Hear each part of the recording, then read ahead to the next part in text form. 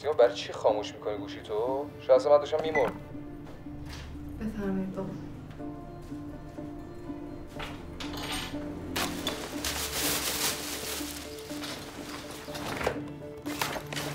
همیشه از بیرون غذا میگیری؟ خبر ندادین میگفتیم میان یه چیز درست میکرده.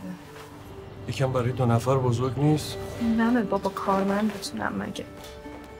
بهت نگفته بودم بیای تهران وضعیت تیم میشه؟ تمام کیه؟ آمار تو در میاره. منو با کی دیده؟ منو کجا دیده؟ 6 ماه نیست اومدی اینجا هوایی شدی واسه من؟ پدر من چرا فکر میکنی هر کاری تو انجام بدی درسته؟ هر حرفی بزنی درسته؟